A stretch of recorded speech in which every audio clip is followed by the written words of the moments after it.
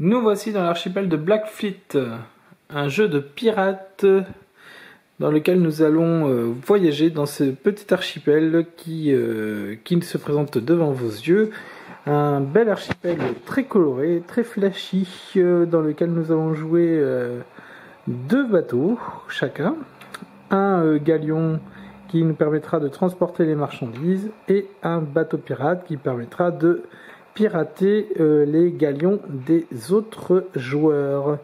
Les marchandises sont situées dans leurs ports respectifs, puisqu'il y a 5 ports qui sont ici, ici, ici, ici. Donc chacun a sa couleur. Donc il faut placer tous les petits cubes qui sont les marchandises dans les ports au début de la partie. Voilà, autre chose qu'il y a sur le terrain, des frégates qui sont des bateaux un peu neutres qui permettent de tuer les pirates. L'objectif du jeu est au final de kidnapper la fille du gouverneur qui est ici. Donc il y a deux sortes de filles, une fille qui vaut 20, une fille qui vaut 10. J'expliquerai plus tard c'est quoi la différence. Et pour kidnapper la fille du gouverneur, il faut améliorer les conditions du pirate. Donc c'est-à-dire obtenir cette carte-là, cette carte-là, cette carte-là, cette carte-là, sachant que chaque joueur aura une de ces cartes-là. Voilà. Les nombres qui sont au-dessus, ici, c'est le coût de la carte. Le coût de la carte, c'est en doublon. Les doublons, ils sont ici. C'est des petites pièces de monnaie en métal, ce qui est plutôt agréable à jouer. Nous jouons aussi avec des cartes qui sont des cartes action. Voilà, navigation action, et puis des cartes bonus qui permettent d'améliorer nos conditions de transport. Voilà globalement pour le jeu. Chacun donc démarre le jeu avec ses deux bateaux et une carte bleue, une carte action. Et au début du jeu, on distribue une de ces 4 cartes dont je n'ai pas encore parlé. Ces 4 cartes, en fait, on distribue une à chaque joueur, ce qui définit sa couleur de joueur. Alors, toutes les couleurs sont équivalentes, sauf la couleur noire, puisque la couleur noire, c'est celui qui va jouer en premier. Voilà, le premier joueur est décidé dès le début. Donc, on donne chacune de ces cartes à chacun des joueurs, et il le garde, il la montre à tout le monde, et le premier joueur devient le joueur noir. Voilà, à partir de là, tous les bateaux vont pouvoir avancer. Aussi, dès le début du jeu, tant qu'à faire, je peux dire ça, on distribue une carte chacun de ce niveau 5, une carte chacun de ce niveau 8, une carte chacun de ce niveau 11, une carte chacun de ce niveau 14. Et on décide aussi si la partie va durer. Va y avoir une durée plus courte ou pas, donc 10 ou 20, c'est en fonction de la durée de la partie. On va dire que pour le 20, on va utiliser un peu plus ces cartes-là, on va utiliser un peu plus ces pouvoirs-là qui sont décidés un peu au hasard, alors que le 10 est peut-être plus tendu, plus stratégique, c'est-à-dire qu'il va falloir faire un choix. Le joueur va devoir choisir quelle carte il va faire en premier. Les deux options se valent. Donc voilà, donc au début de la partie, on distribue un de chaque. Et puis à partir du joueur noir, chaque joueur va placer son galion sur une des cases ports qu'il y a autour des ports. Vous voyez, les ports, il y a des cases ports qui sont les cases où il y a des pontons. Donc à partir du premier joueur, un joueur se place sur un port et remplit immédiatement son bateau de cargaison, puisque nous avons ici un bateau qui a, regardez, 3 places de cargaison. Par exemple, si moi je me mets là, je place 3 marchandises sur mon bateau, qui ensuite va pouvoir aller naviguer. J'explique tout de suite comment on joue. Tout de suite. Pour jouer, tous les joueurs récupèrent 2 cartes de navigation. On en a toujours 2 avec nous. Et récupérer une carte de navigation, voilà à quoi elles ressemblent, les cartes de navigation. Donc ce sont des cartes qui on peut faire bouger 3 types de bateaux. Donc la frégate, le bateau pirate et le galion. On repère le bateau pirate avec sa tête de mort. On va bouger, chaque joueur va bouger les bateaux dans l'ordre qu'il veut en fait. Et il y a parfois une dernière action à accomplir à la fin de son tour. Seulement à la fin de son tour. Donc moi j'en ai deux, je choisis celle que je veux jouer. Je fais tous les mouvements, sachant que je peux ne pas faire les mouvements au maximum. C'est-à-dire au lieu d'avancer mon galion de 5, je peux l'avancer que de 4 si j'en ai envie. Alors comment on fait? Donc par exemple, je joue, je le montre à tout le monde, je bouge mon bateau de 5, donc c'est-à-dire que mon bateau qui est là par exemple, j'avance de 5, donc j'avance de 5 cases. 1, 2, 3, 4, 5. C'est tout bête. Hein. Ensuite, mon bateau pirate. Alors, vous voyez, le bateau pirate, au début, il n'est pas placé dans le jeu. Les bateaux pirates vont rentrer par les mers extérieures. Donc, c'est-à-dire vont rentrer par là, et de l'autre côté, par là-bas. Donc, le bateau pirate, il est là. Et il va rentrer. Je décide où il va rentrer. Et il rentre ici, par exemple, il fait 1, 2, 3, 4, 5. Pourquoi? Parce qu'il faisait 5 sur la carte. Et ensuite, j'ai le droit de bouger la frégate jaune de 2 cases. 1, 2. Voilà. Voilà, ça c'est mon tour de jeu. Et une fois que j'ai joué ça, j'ai fini de jouer, c'est un autre joueur de jouer. Alors à quoi ça sert de bouger? Maintenant je vais montrer les spécificités de chaque mouvement. Et ensuite j'expliquerai le petit écusson qu'il y a ici. Il y en a 3 différents, donc je les expliquerai après. Alors, à quoi ça sert de bouger les galions? Les galions, ils ont des marchandises. Si vous remarquez bien, en fait, sur chaque port, il y a des marchandises avec un coût. Enfin, c'est plutôt un prix de revient. En fait, si on va au port violet, on peut vendre du vert, du bleu, du rouge au prix qui est ici. Donc moi, avec mon violet, je peux aller par exemple de l'autre côté du plan où c'est marqué violet 2.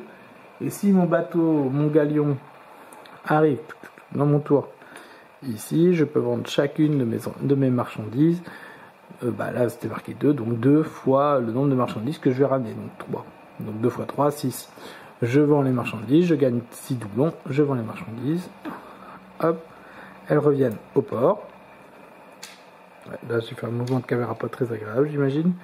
Et du coup, je remplis directement mon galion de 3 nouvelles marchandises bleues. D'accord, les galions, ils arrivent dans un port, ils vident leurs marchandises, on gagne l'argent et tout de suite ils récupèrent les marchandises bleues. C'est l'unique façon d'ailleurs de récupérer des marchandises. C'est dès qu'on vend, on remplit.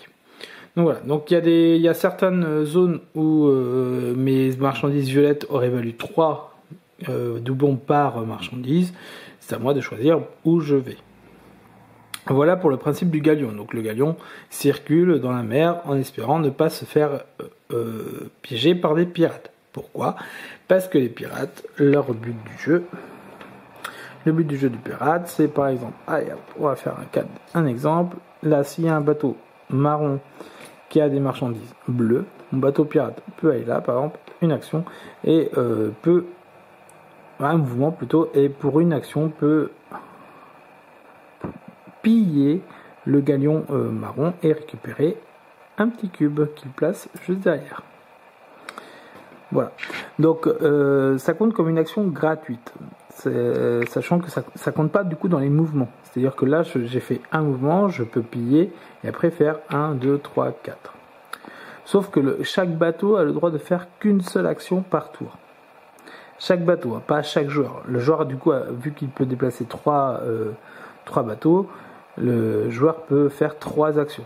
Mais par contre, il ne peut faire qu'une action par bateau.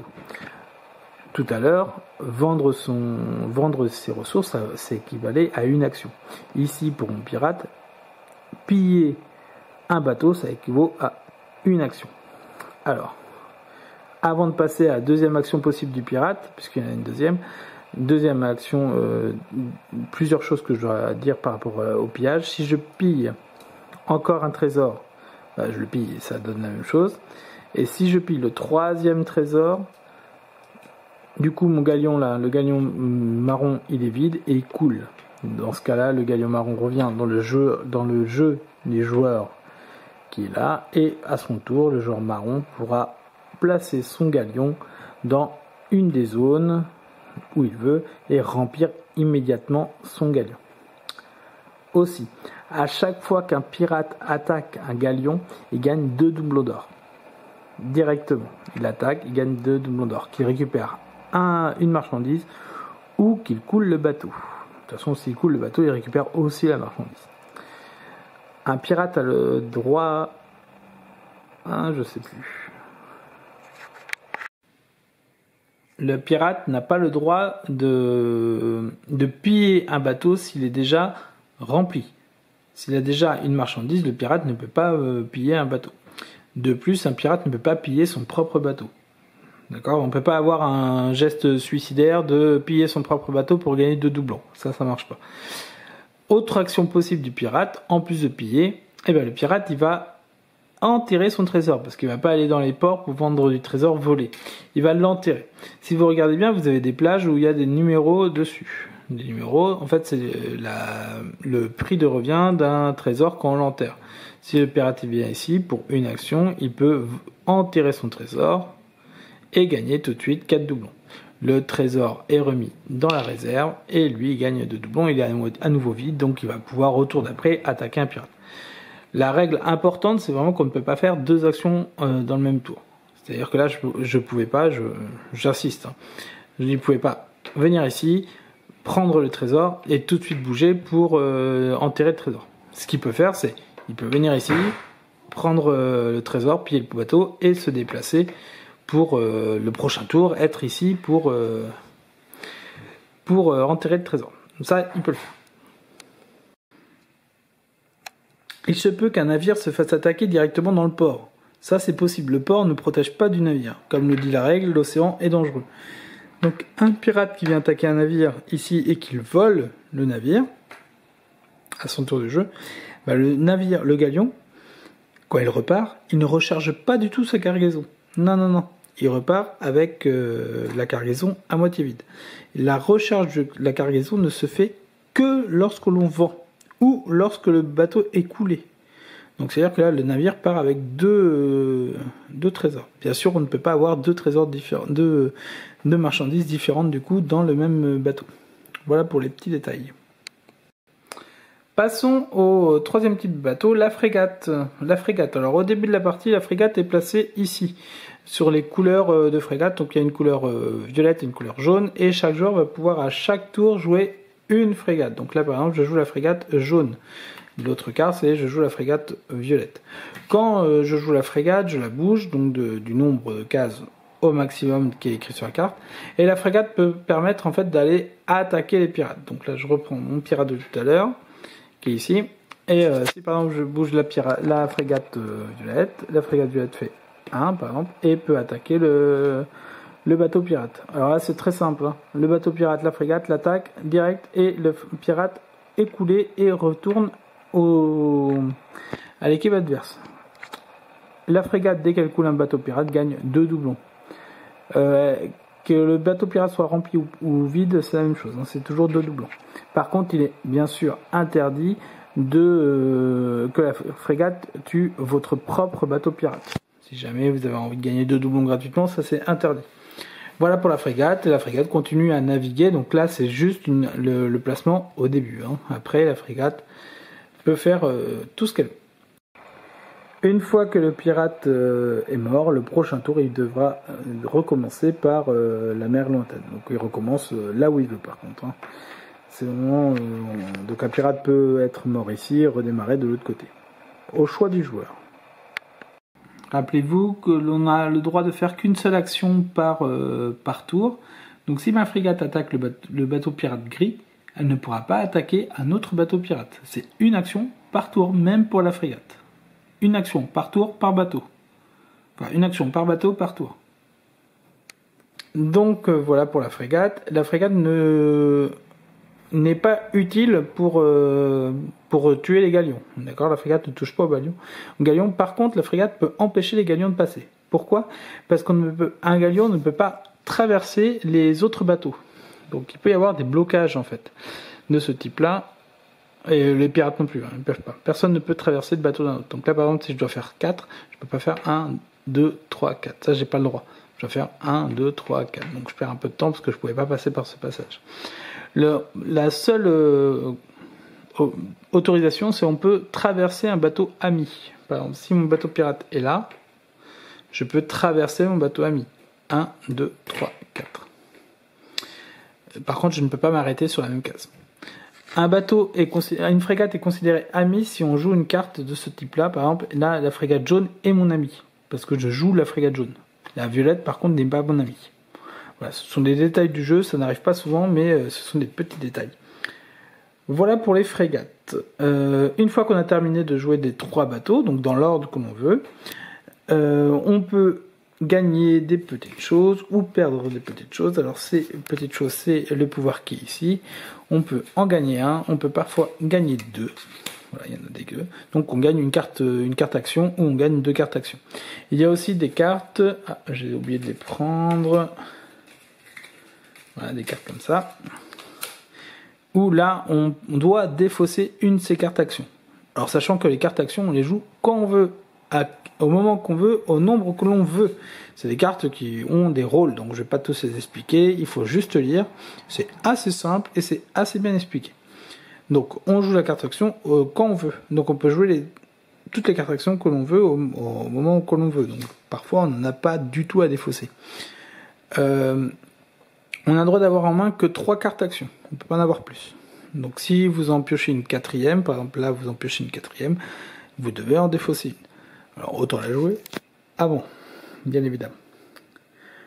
Voilà pour le rôle, le jeu, le tour du jeu. Il y a une autre chose que l'on peut faire. Une fois qu'on a récupéré les doublons et qu'on a envie d'avancer dans le jeu, on peut acheter une de ces 4 cartes.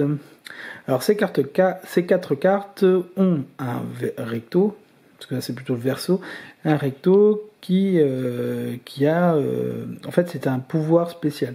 C'est un pouvoir en plus. Tout le monde va avoir un pouvoir différent. Autant les cartes princesses là, filles du gouverneur, sont identiques pour tous les joueurs, autant chaque carte est différente. Plus le pouvoir vaut cher et plus il est intéressant. Normalement, sauf qu'il peut y avoir des combos entre par exemple le 5 et le 11, et du coup le joueur peut être plus intéressé à faire le 5 et le 11. Ou avoir le 5 en se disant que le 14 coûte trop cher. Donc toute la stratégie du joueur va être de choisir dans quel ordre il fait ses pouvoirs. On n'est pas obligé de le faire dans l'ordre 5, 8, 11, 14. Un joueur peut aller chercher le niveau 14 pour l'utiliser beaucoup plus et après faire les 5, 8, 11. C'est au choix du joueur. Et c'est le joueur qui doit, en lisant ses pouvoirs, décrire sa stratégie. Donc voilà, un joueur peut acheter une seule amélioration de son bateau. Donc là, c'est des améliorations qui sont sur le bateau pirate, sur les marchands, sur le galion et sur la manière de tuer, globalement, de manière générale. Bon, vous pouvez lire 2-3 cartes de chaque numéro, mais c'est assez drôle de redécouvrir les pouvoirs des autres quand ils apparaissent. Sachant que les cartes ne sont bien sûr pas visibles, évidemment. Donc du coup, on découvre le rôle de quelqu'un quand ce quelqu'un le découvre. Voilà, et c'est avec ces découvertes-là que vous allez comprendre pourquoi il y a des petits pointillés ici, pourquoi il y a des têtes de mort qui sont là. C'est plus tard que vous allez voir ça, si vous tombez sur ces cartes-là. Bien sûr, en une partie, vous n'allez pas voir toutes les cartes, puisqu'il y a plus de cartes que 4 joueurs. Donc voilà comment ça se joue. Une fois que j'ai joué toutes mes actions, c'est-à-dire jouer une carte action, une carte mouvement, jouer les 3 bateaux, récupérer ou non une carte et jouer ou non, enfin découvrir ou non une de ces cartes-là, mon tour est terminé, c'est au joueur suivant de jouer. Et à la fin de son tour, puisque le joueur n'a plus qu'une carte, il pioche une deuxième carte mouvement. Et ainsi de suite jusqu'au bout du jeu, sachant que tout le monde va jouer le même nombre de tours. C'est-à-dire que le joueur noir est le premier joueur, donc si le premier joueur c'est celui à ma gauche, ce sera moi le dernier joueur, ce sera moi le dernier à jouer. Donc vous allez me dire que c'est possible qu'à la fin du jeu, une fois qu'on a découvert ces 4 cartes et qu'on a kidnappé la fille du gouverneur, il peut y avoir quelqu'un d'autre qui aussi sauve la fille du gouverneur. Donc dans ce cas-là, il y a égalité. D'accord, il n'y en a pas un qui est arrivé avant l'autre, et ça se départage au nombre de doublons, l'égalité. Donc voilà, celui qui aura plus de doublons en fin de partie gagnera la partie. Ce qui peut arriver assez fréquemment, je pense que ça peut arriver très fréquemment qu'il y ait 2 joueurs en égalité. Voilà, je répète une règle importante, c'est dès qu'on fait une action où on poutre quelqu'un, on gagne toujours 2 doublons.